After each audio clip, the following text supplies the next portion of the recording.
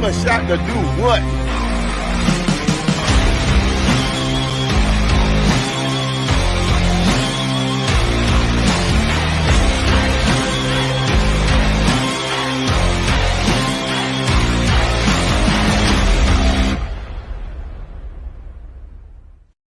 What is going on, everybody? This is Mike Hughes, aka the Shy Kid, baby, and we are listening to the Shy Kid podcast, only brought to you by the Give Us a Shot Network. So make sure you give us a like, give us a follow, hit that sub button if you haven't already. If you're on YouTube, TikTok, Instagram, Facebook, in there like swimwear, I don't care how you're here. You're here, baby. So welcome in. I hope everybody's having an amazing week. We just got done interviewing Angel Reese and Brenna Maxwell. We finished up our Camila Cardoso interviews the other day. You can check those out now on the Shy Kid Instagram and TikTok, or on Give Us a Shot Network on Instagram, TikTok, and all social media platforms. With that being said, I appreciate everybody tuning in tonight because we have a very special show. We are less than 24 hours away until the 2024 NFL Draft and hopefully a new era in Chicago Bears football. But before we get into Caleb Williams, before we get into the number 9 overall pick, what the Bears are going to do with that pick, let's talk about what we found out today from Kevin Warren and really what's going on right now with Soldier Field. Now, right now, as it stands, it's the Chicago Bears versus Chicago. That's really what it is. At the end of the day, the Bears ownership and Kevin Warren and the front office, they want an indoor stadium. They want a new facility. Obviously, the Arlington Heights stuff went down about a year ago, and that didn't work out for whatever reasons, tax purposes. We're not even going to get into that whole debacle. But the main thing we're getting into today, from what we saw, this is an over $4 billion project. You have an amazing walkway. You have an indoor stadium. You have everything you could ever want out of a Chicago Bears football stadium.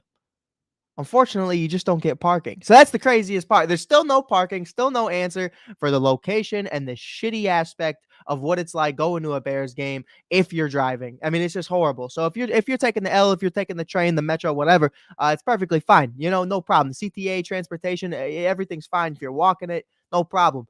If you're trying to drive there, it's always a problem. And even in this plan, I still don't see where it's going to be a perfect situation for the Chicago Bears fans to be able to have good parking for good tailgating. Tailgating is always going to pull up. You know what I mean? The Grizzly Bear, everybody's going to be there. Bear Man, everybody. Lorenzo and company do amazing stuff. So, at the end of the day, we know that Bears fans are going to be rolling deep no matter where it is, whether we're swimming in the water, grilling, or not. You know what I mean? It's always going to be a blast. But I'm curious, man. I'm curious to see. Someone said, "Did you see the boat parking?" Yeah, bro. I saw the boat parking. That's really the only parking I saw.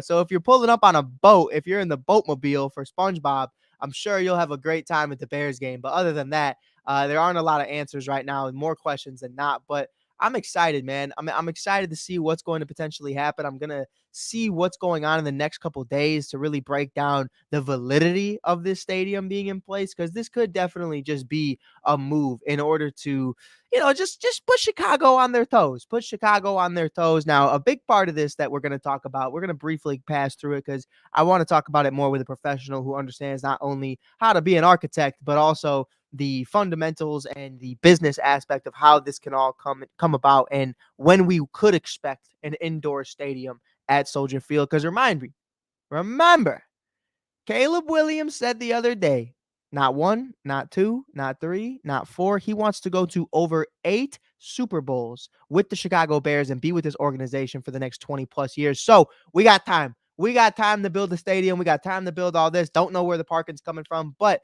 the biggest take I took out of it, man, was $4 billion. And they want Chicago City taxpayers to pay more than half of it. Fuck you, dude. That is not no. Come on, bro. Get out of here. And then Jerry Reinsdorf wants us to pay for the White Sox new stadium. Come on, bro. And you're not gonna give us parking. We're paying for the shit. Now we're gonna have to pay for $50, $60 parking on the street. A lot of questions, not a lot of answers, but it's all new development. This is just a conversation. So we're going to keep going. We're going to talk about the NFL draft less than 24 hours away. My boy Rob Scott, Tony Hollinsworth of Inside the Hoosier Mind, and Rob's 2 Cents are going to be on the show within the next couple of days as we continue to talk about everything Chicago Bears, everything NFL draft, and Caleb Williams. I'm excited nonetheless, man. We got a lot to break down, a lot to talk about. I'm so pumped, man. I really am. There's no other way to put it. Now, What's going to happen on draft night? I'm not sure. I think there's been a lot of changes, a lot of things coming up in the last couple of days that have kind of given me an idea of where we're at right now as it stands for the quarterback situation, not for the Chicago Bears, but around the league. Like you look at the Denver Broncos trading a 6th-round pick for Zach Wilson. Does that mean they're out on trading up to the top 5? Does that mean that they couldn't, whatever they might have offered just wasn't going? You know what I mean? Maybe the order is too high for, it's a tall order to get into the top 5 right now. So here's where I'm at. My Chicago Bears mock draft in the first round. I know everybody's waiting for it. Everybody wants me to say Rome. Everybody wants me to say Dallas Turner or Jared Verse or Malik Neighbors. Here's where I'm at today. The Shy Kid is about to tell you exactly how it should go down and exactly what I want to happen. Now, what is going to happen and what I want to happen are two completely different things. Rome Odunze and Malik Neighbors are amazing prospects. They're amazing. I mean, I have watched every single snap in their collegiate career. I'm not even lying to you. I'm a huge college football fan. Marvin Harrison Jr., I've watched more than anybody. I've watched all the big name wide receivers in this draft, even Brian Thomas Jr., who I'm high on as well. Here's where I'm at. The Chicago Bears put themselves in a situation to where throughout 2 years, they have revamped this team offensively and defensively. You bring in Shane Waldron, you bring in Matt Eberflus, you tear everything else down and you build it right back up. You got guys like Tyreek Stevenson and all these different rookies that are in the facility right now that you just can't wait to see. You have Keenan Allen on a 1-year deal, DJ Moore, Cole Kmet, DeAndre Swift and company, new revamped offensive line, presumably Caleb Williams. There's a top 5, top 10 defense right now. The defense outside of the pass rush and maybe one other exterior guy in the middle. I would like a 3 tech to kind of just come into the building to pair up with Javon Dexter Sr. I don't think we have a lot of holes. I really don't. I think we're in a really good place right now to just go all out. And when I say go all out, I mean go all out. My Chicago Bears mock draft for day one. Number 1 overall, I have the Chicago Bears taking Caleb Williams, quarterback out of USC. No brainer, not a hot take. We all understand what it's at right now. He's going to pick up his pink phone. He's going to answer the phone, and it's going to be Ryan Poles on the other end. He's going to have the silver pinky nail, he said, painted pinky nail to match his girlfriend's dress. He's going to be wearing a navy blue suit, so that's really dope. I'm excited for it. Number 9 overall. I think another team is picking number 9 overall. I know Ryan Poles very well off of the last couple years of watching him move. He's not going to do something for no reason. He also reiterated it would be a very boring draft if he didn't make a trade. And I'm excited for him to do so. Whether it's trading back or trading up, who knows? We won't know until we know. For myself today, I think the Chicago Bears go all out and trade up to get Marvin Harrison Jr. And I don't think they think twice about it. Here's the thing. Here's the conversation that we need to have. Everybody's saying, oh, well, there's not a huge gap between Marvin Harrison Jr., Roma Dunze, and Malik Neighbors. Yes, there is. And no one was saying they were that close until the offseason. Everybody loves the click. Everybody loves clickbait. Everybody loves to listen to all these stories about, their 40 times and the draft combine and all this other stuff. Here's what it is at the end of the day. Marvin Harrison Jr. has the potential of a top 10 wide receiver of all time. A top 10 wide receiver of all time. Rome doesn't. Malik doesn't. I mean, Marvin's had this potential for the last 4 or 5 years. We understood he is the best player in this draft, arguably. So for me right now, if I'm the Chicago Bears, I trade multiple picks, including number 9, to get Marvin Harrison Jr., whether that's trading up with New England, whether that's trading up with Washington, or I doubt Washington, but there's a few teams right now I think the Bears could really make a move for. You see the Cardinals are at 4, you see the Pats are at 3, you see the Chargers are at 5, even the Giants at 6. What could potentially happen? I don't know. There could be other teams. Obviously the Minnesota Vikings have two first round picks in 2024. So could they outbid us? For sure. But if I know Ryan Poles, which I think at this point I do, you understand what it's like to be patient, and then you understand what it's like to capitalize on an already generationally exceptional night. This is an amazing night for the Chicago Bears. I am excited to see what the team's going to do moving forward.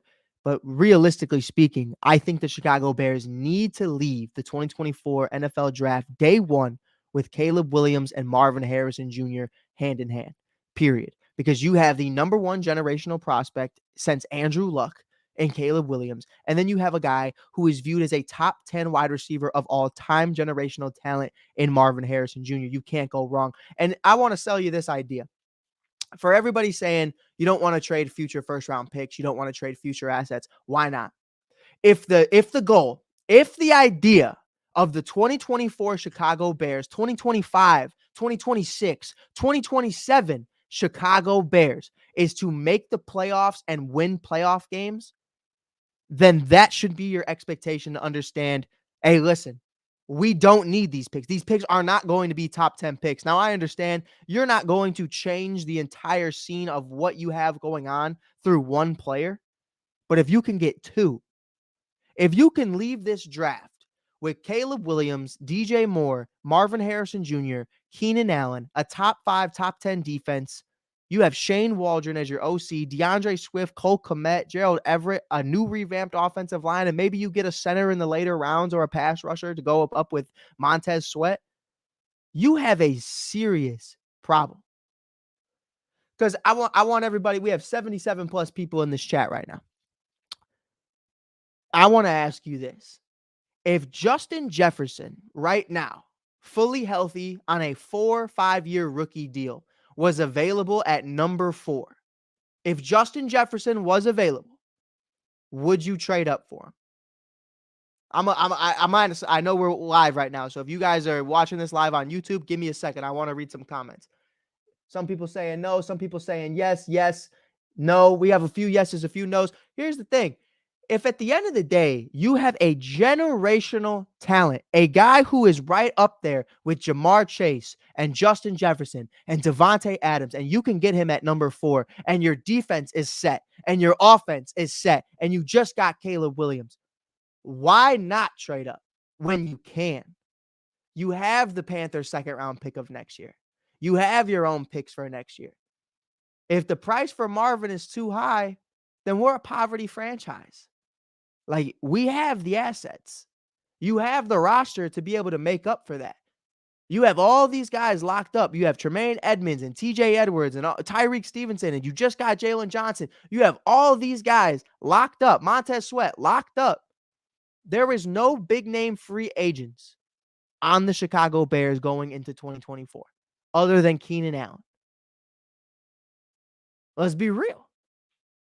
So if that's the case, if that's where you're at, now the conversation could be, hey man, what happens if Justin Fields, they want to pay him? He's gone. Rookie quarterback. Cool. We can pay these guys, and we can afford to pay these guys. We can afford to trade draft capital. If I'm the Chicago Bears, I'm trading up for Marvin Harrison Jr. by all means necessary. Big time players make big time plays, and Ryan Poles has done nothing but make big time plays. And, if you think Rome and Malik are that close to Marvin Harrison Jr., I truly, and this is no disrespect to anybody watching, this is just my opinion. We can go back and forth, no problem. I'm completely okay with friendly banter. Here's the thing. If you think they're that close, you're just not watching ball. You just haven't watched college football. They are nowhere near the same player. Marvin Harrison Jr. with no quarterback in 2023 put up the fucking same numbers Rome Odunze did with a top 10 draft pick in Michael Penix Jr. Period. Malik Neighbors has Jaden Daniels. Oh, yeah, he's great. Okay, but when Marvin Harrison Jr. had CJ Stroud, he was great. When Marvin Harrison Jr. had a no-name quarterback in 2024 or 2023, he was great. No matter what, he is physically just gifted. He is overpowering other DBs and other secondary players. He's just a man amongst boys. At the end of the day, if you believe he's going to be that guy, you gotta take him. I'm on the boat. Now, can the Bears outbid other teams like the Minnesota Vikings or the Denver Broncos or any other team that wants to make a move, or maybe the Raiders? I don't know. I really don't know. I don't know because the Minnesota Vikings have so many picks, and if they want to trade 2 first-round picks and more to take J.J. McCarthy, the guy who threw 10 completions in the national championship game and 0 completions in the second half against Penn State, by all means, go for it because Justin Jefferson's gonna be out the door and in a Chicago Bears uniform in about 2.5 seconds. But with that being said, if we do have an opportunity to trade up, if this is realistic, the Chicago Bears would be foolish not to pair the two up together. And if it costs another first round pick, so be it. Because if the Chicago Bears make the playoffs next year, who are they getting at pick 20 that's going to be better than Marvin Harrison Jr. now? You let me know. I'm just asking the important questions. Because if that's not you, that's not you. That's okay. But it's not us making the pick. If Ryan Poles wants to die on that sword, I'll respect him for it. Because that's a big time baller move. Period. That's a move. Like, because here's the thing at the end of the day, Bears fans love to complain. That's what we do. We love to bitch and moan about all the million things going on. We hate this, we hate that. Da, da, da, da, da, da. But when we start winning, it gets real quiet. Oh, I always knew he'd be great. Oh, I always knew he was the guy. Oh, man, I was rooting for Ryan Poles the whole way. Weren't you just asking for his job when he traded Justin Fields? Weren't you asking for his job when we won 3 games? Like, let's be real. If this is the move, if getting a top 10 wide receiver of all time is the move, and you just have to give up a little bit of draft capital for it, when your team is already set in stone to win now. You won 7 games last year. Let me paint that for you. Kevin Byard, a top safety in this league, is on the Chicago Bears. Ryan Bates and company, Coleman Shelton is on the Chicago Bears at center. Offensive line is ready. DeAndre Swift, Keenan Allen, all these different cats, Shane Waldron are here. They are here. So if you won 7 games last year with Luke Getsy and Justin Fields and Darnell Mooney, okay, now what does it look like when you bring in Swift, Marvin Harrison Jr., Keenan Allen, Kevin Byard, and a revamped offensive line? You answer me that. Because we won 7 games last year. By the grace of God, we won 7 games last year. So if you think they won 7 games last year and you add the pieces that you added, 2 premier wide receivers in Keenan Allen and Marvin Harrison Jr., a new running back core, what's stopping us? So why are you tripping about a 2025 first round pick? I wouldn't. I wouldn't at all. So that's my picks. The Chicago Bears on day 1 of the 2024 NFL Draft will be taking Caleb Williams out of USC, quarterback, number 1 overall, and they will be trading up from number 9 to either 3, 4, or 5 to acquire wide receiver out of The Ohio State University, Marvin Harrison Jr. Bank it, set it, lock it, put it on DraftKings, FanDuel, cut, whatever you got to do. Lock it in because we are in there like swimwear. I'm fully here for it. Like that's what I'm running with. And people might not agree.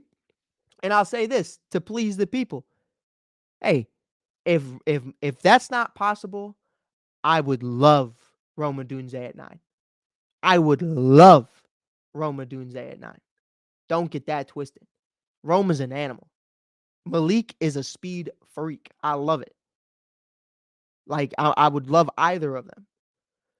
But when you have a chance at a guy who over the last 3 to 5 years has been viewed as that guy, what are you doing? Because Mel Kiper told you that maybe there's not that big of a difference between Rome and Marv. But Mel Kiper is also the same guy who took Jalen Ragnar over Justin Jefferson. Like, that's not his job. like, come on, bro. Like, the guy said that Will Levis was a day 1 draft pick. Come on, bro. Like, what are we talking about? You have to watch it yourself. I understand validity and what people do professionally is very important. And I'm not knocking Mel Kiper or anybody else in the industry who says these opinions. But if you're just listening to what other people tell you, then I don't know what to tell you. You have to be the judge. You have to watch this film. You have to watch these games and evaluate for yourself who you think the guy is. Because if we all just let some random guy who's never played the game, who just tweets all day, or screenshots tweets all day, or just walks around, looks at a guy and says, I don't like the way he looks. I don't like the way he runs in a 40 in a meaningless combine. Oh, he didn't run it. He didn't do the combine? Oh, draft stock down. For what? They took down Marvin Harrison Jr.'s draft stock, and I'm listening to people on Twitter, and that was no shot at anybody. I wanted that to be clear. Like, I just see people retweeting and screenshotting and posting things all day long about how his draft stock is going down because of this, and that. Get the fuck out of here, bro. Marvin Harrison Jr. didn't do the draft combine because he didn't have to. Because the tape is right there, and no slant route that he's going to run for a bunch of white dudes in suits is going to make his draft stock go any higher or lower. If anything, if he tears his ACL running a curl route or a give and go, then what? Oh, sorry, Marv. Now you're out millions of dollars. Like, hey, listen, think what you want, but think for yourself always and forever. That's how I stand on it. And that's really where I'm at. Um, how do you feel about Dallas Turner? Listen, if the 3 wide receivers are off the board, I think the Chicago Bears have a no-brainer go Dallas Turner. I think Jared Verse is great as well. There's a lot of different ways they can go. Last year everybody thought the Bears were gonna, what was that kid's name out of Northwestern? Everybody thought they were gonna go after the hometown kid at Northwestern, and they end up going Darnell Wright. So, obviously there's different evaluations for different people. Is he gonna be on the right side, the left side? It really just depends on what Ryan Poles wants to do, what Montez Sweat is more comfortable doing. I would love Dallas Turner on this team, man. It would complete that defense without a doubt. Um, Skronsky was it? Peter Skronsky. Um, Small arms is how they evaluated him. He was pretty solid. Um, but yeah, man, I'm excited about it. I'm really pumped. I'm excited for what this Bears organization is going to do. I'm excited for all the content that you and I are going to create. So make sure you hit that follow button if you haven't already. We'll be going live tomorrow during the draft for the entirety of the first round. Gonna be a lot of fun. You can check us out on Give Us a Shot Network or the Shy.Kid on Instagram and TikTok. Appreciate you guys being here. Appreciate you guys always tuning in. Like I said, Marvin Harrison Jr. to the moon. Bank it. Take it to cut. Put in a bet right now. Marvin Harrison Jr. to the Chicago Bears. Caleb Williams will be going number 1 overall. He'll be having his silver pinky finger as he walks across the stage after he picks up that pink phone. I'm excited. I'm pumped. I hope you guys are too. Until then, make sure you give us a like, give us a follow, give us a shout out, share this pod wherever you can. To the Give Us a Shot Network. You can find the link in our bio on all social media platforms. I just interviewed Angel Reese, Camila Cardoso, and Brenna Maxwell. I'm excited, man. This season's going to be great for so many different reasons. We're going to be at the Cubs game tonight. Cody Bellinger is on the IR with broken ribs. PCA has been called up. He's on his way from Des Moines, Iowa as we speak. Not looking forward to that whatsoever, but here we go. Go Cubbies. Go Bears. Bear down, baby.